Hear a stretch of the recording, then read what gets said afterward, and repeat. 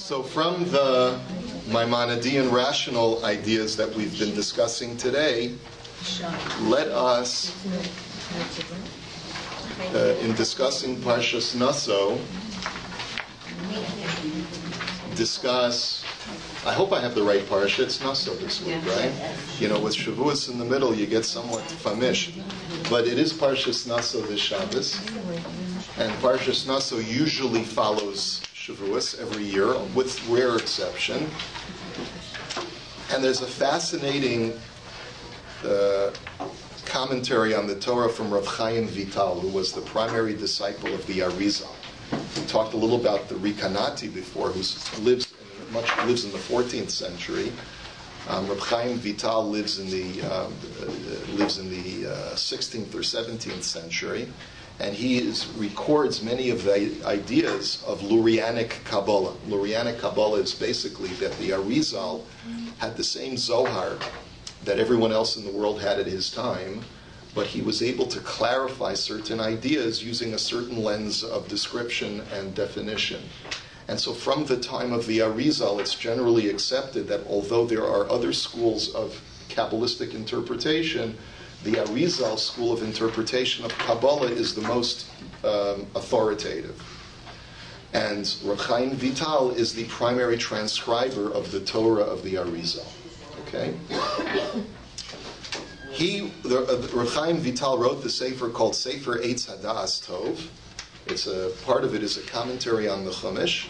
It literally means the book of the tree of good knowledge, which is a play on the idea that the tree of knowledge that Adam consumed was the Eitz Hadas Tov Vara, the tree of knowledge of good and evil. And this is a book that gives you a knowledge of the good part of the tree instead of the bad part of the tree. And Reb Chaim Vital wants to explain to us why we see a juxtaposition of so many mitzvot that seem to be completely disjointed in this parsha. And the three that he takes, even though there are more that we could analyze, but the three mitzvahs that he takes that are in sequence are the really two main sections followed by a smaller section. The two main sections of the parsha are the laws of Sotah, followed by the law of Nazir. And then after the law of Nazir, we have the priestly blessing, Birkas Kohanim. And the law of Sotah, as you know, if a woman is accused of adultery, her husband has to warn her. And if she violates the warning by going in seclusion with the man that the husband is jealous of or is suspicious of, she is brought to the Kohen. She is told that she either has to confess or drink an elixir to determine whether she is guilty or not. She drinks the elixir. If she is innocent, she will be blessed. If she is guilty, she will in some way become horribly afflicted and possibly even die from the drinking of the elixir. Immediately afterwards, the Torah launches into the laws of Nazir, which states that any man or woman who so inclines themselves to offer some higher level of observance, they want to be machmir upon themselves for a temporary period of time, can declare themselves to be a Nazir. And a Nazir is a person who, A, must let their hair grow long, they don't groom their hair. B, may not expose themselves to any form of tum'ah that has to do with death. And C, it has to abstain from wine and all grape products. Those are the three features of a Nazir. And typically a Nazir is for a 30-day period, and it's a form of abstinence to elevate a person in their spiritual growth. Okay? Right after the law of Nazir is discussed in the Torah says, Kos v'orachu es b'nei Yisrael, right? Speak to the children of Aaron and say to them that in the temple, when you want to bless the Jewish people, this is the format. It's a tripartite blessing of Yivarechecha Hashem, which we just duchened on Shavuos. That's the blessing that we read about in this week's parsha. And by the Kohanim placing the name of God upon the Jewish people, God in turn will bless the Jewish people. So Rav Chaim Vital wants to explain to us the continuity and the sequence going from Sotah to Nazir to Birkas Kohanim on a much, much deeper level. And I thought it would be interesting for us to be able to see his commentary. We won't go through all of it, so you see that we'll just start it, and we'll see how far we can get. He says, "Va'al derech remez nuchal laseis o tam pinimi el kol hanal." He says, I'd like to be able to provide a deeper explanation using what's called derech remez, using an allusion, which is a much deeper form of interpretation. The gambo yispoyer kesher haparshios ha'ela. And with this commentary, we'll be able to understand the continuity between these three sections. V'hu ki hinei l'mayla amar ish ki tiste ishto v'chulei. He says, we know that the first section, it says that if a man will have a wife who is wayward or starts to stray, V'ha'inyan ki mikre ze kara el ha'adam v'ishto chava bihiotam began Eden. He says, really, this sequence of mitzvahs, Sotah, Nazir, and Birkas Kohanim, really all harken back to the story of original sin. We go back to the story of Adam and Chava in Gan Eden, ki kasher hesit hanachash el Chava, v'hit ima me'etz hada'as. What did the serpent do? He seduced the woman and gave her to eat from the tree of knowledge. Hu gefen hayayin. According to one opinion in the sages, what was the tree? It wasn't a fig. It wasn't an apple. According to the sages, one opinion in the sages, it was a vine. And he gave her grapes to consume. Asher nosein va'adam da'as tov v'ra. And it's very reasonable why the tree of knowledge of good and evil should be a vine, because after all, what does wine do? When you drink wine in moderation, it provides you with a sense of knowledge of good and evil. Im letov hine amar Rava chamer v'reichani pikchin. He says, on the one hand, Rava extols the virtue of wine. It says that a good wine and a good fragrance can imbue a person with greater discernment. A lot of times you're so tensed up that you don't see things that are right in front of you. Sometimes drinking a glass of wine mellows you out enough to be able to see things a little bit more clearly. V'nikra eitz hada'as tov. And in that sense, the tree of knowledge is a tree of good knowledge, because wine can have a positive effect upon a person. But v'chasher yarbel ishtoto lihishtaker adarabba yesh lo das ra v'chisaron hasechel. But if a person overdoes it, over-imbibes in wine, so then it has the exact opposite effect. And it imbues a person with bad knowledge or makes him foolish. Umashlich atzmo ba'ashapot v'chayotze. And it makes a person throw himself in garbage and the like. In other words, it makes you debased. So you see that wine has this capacity for tov and ra, which is what the eitz hadas tov ra represents. Ba'al yedei kain gam hi sachta anavim v'hishketa et bala adam. So therefore, according to this version of what happened in the garden, what did Chava do? She took the grapes from the eitz hadas, she squeezed them into a wine, and gave her husband a goblet of the forbidden fruit to drink. Ba'al yedei kain bach nachash al Chava v'hitil ba zuhama kamo she'amru zal. He says, our sages tell us that it was through this act that the serpent actually committed adultery with the woman and imbued within her a type of impurity that a woman retains to this day. Hare ki hayot Chava shota yayin v'gam adam ba'ala ze garam sheba nachash al Chava v'satata mi ba'ala adam. So what ultimately happened is that through Chava imbibing from the eitz hadas and sharing this with her husband, this caused the impurity to be placed upon her from the serpent. V'lo kineyat ishto. And instead of Adam safeguarding his wife from the advances of the nachash, he basically was very passive and did not interfere. Ve'avon ze garam mavet lo ulechol hadorot. It was this sin, not only the imbibing of the fruit of the tree of knowledge, but also being a passive husband and not protecting his wife from the advances of a foreign element. This is what caused mortality to come to the world.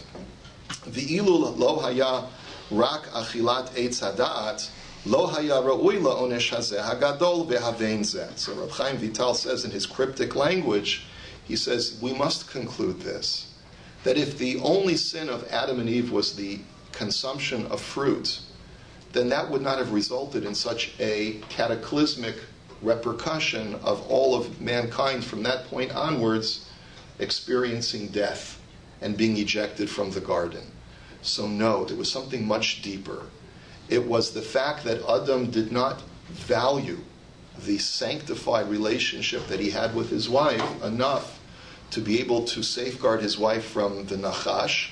That's really what caused them to be ejected from the garden and to be punished with mortality. And this is a very deep concept, he says, and you need therefore to think about it, to ponder it, and to understand it. Ve'al kein lo ketiv adam ki tiste ishto, and that's why it doesn't say in the pasuk that if an Adam has a wife who is wayward, right? Shelo lahaskir avono, rak ish asher hu ish tzadik velo ke'adam. And that's why it says in the parsha of Sotah, it calls him an ish, not an Adam, because the word Adam would be reminiscent of the original man who did not act properly and attempt to safeguard his wife from the advances of another man. But instead, this person who is the proper husband, who is a virtuous husband and wants his wife to be protected and wants to keep her innocent and untainted, that's why he's bringing her to the Kohen. Shekasher chatat ishto lo kineota v'zeh kefal omro ish ish. Okay, so that's the first part of his commentary, is that he's saying that the whole parsha of Sotah is, in a sense, a counteraction to Adam Harishon's sin of not properly safeguarding his wife from the advances of the Nachash. Now we will skip to the next open bracket. He says, "V'hinei kol zeh garam la'adam shtiyat hayayin, shelo nata da'ato lekanei ota." He says, Adam, really, part of the sin was caused by his drinking of wine. That he was so mellow after drinking that wine that he didn't think it necessary to try and interfere with his wife's misbehavior. Al kein hatikunhu sheyazir atzmo min hayayin v'yishtaneh shemo min adam li'ish. And that's why, how do you rectify Adam's original sin? By abstaining from wine, which is what caused him to be so passive in the first place. And that's why his name changes from Adam to Ish in the parsha of Nazir, where it says Ish, O Isha. V'zeh shekatav Ish ki yafli atzmo me'etz hadat. And that's where we say that if a person wants to remove himself or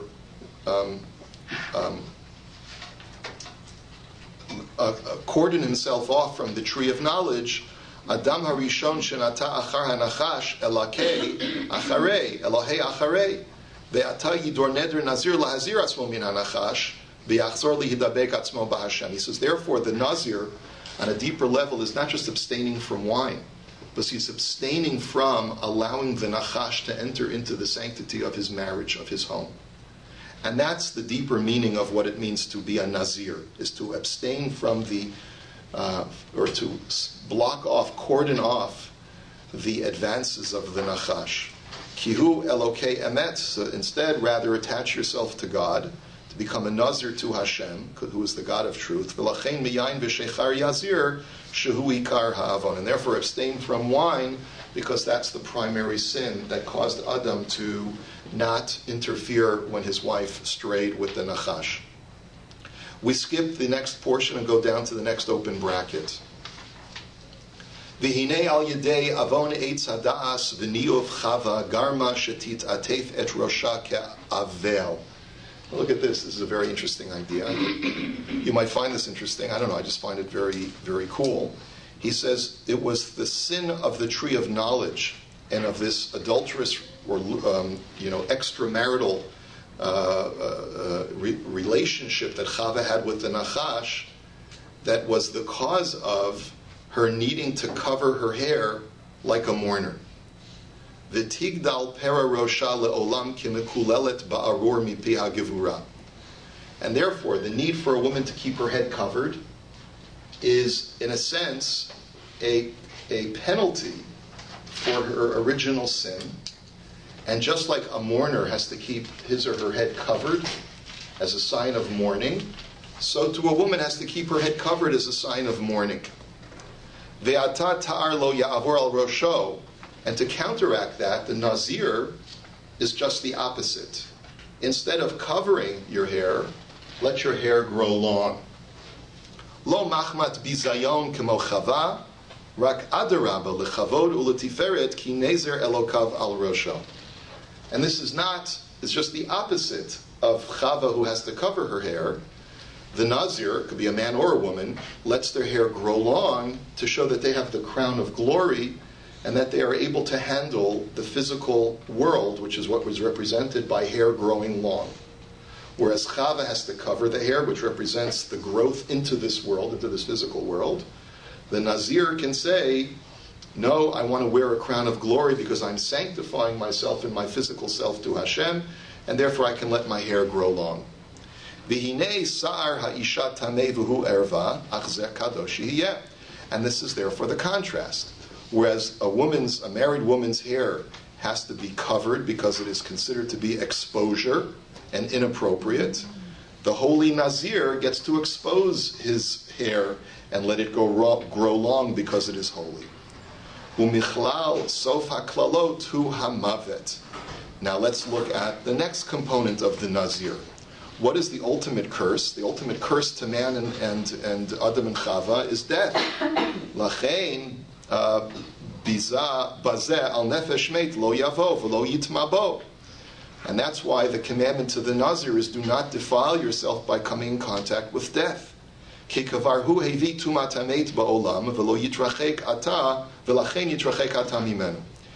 because Adam and Chava were responsible for mortality to come into the world, and therefore the way that you rectify and do just the opposite is distance yourself from all death contact. He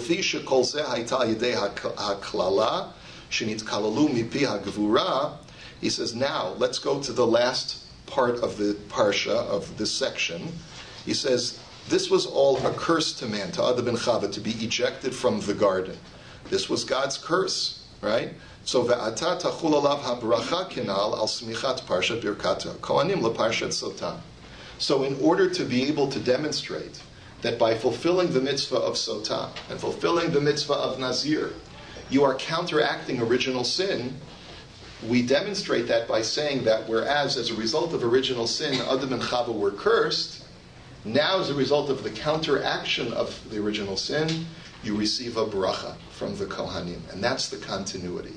The bracha represents the antithesis of the klala that Adam and Chava received. And again, skip to the open bracketed section. V'zeh shekatav gam kein birkat v'birkat kohanim ko tivarachu et b'nei Yisrael. So shall you bless b'nei Yisrael.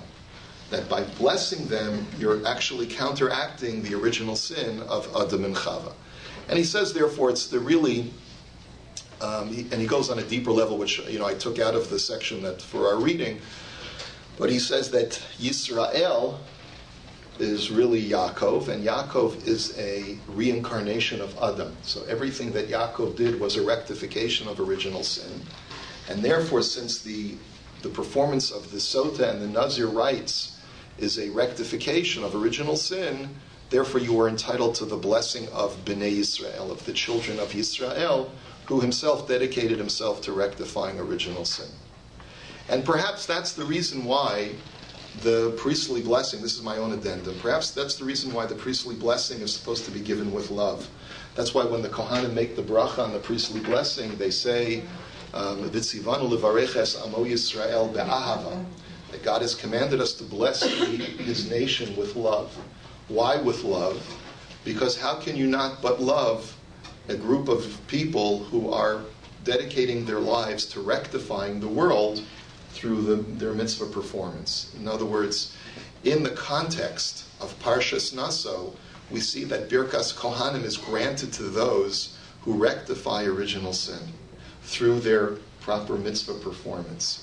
And therefore the Kohanim, when they contemplate all that the Jewish people do through their holy deeds, and they rectify the world, how can we not but bestow with love a blessing upon such a people who benefit not only themselves, but benefit the rest of the world in the process on a cosmic level?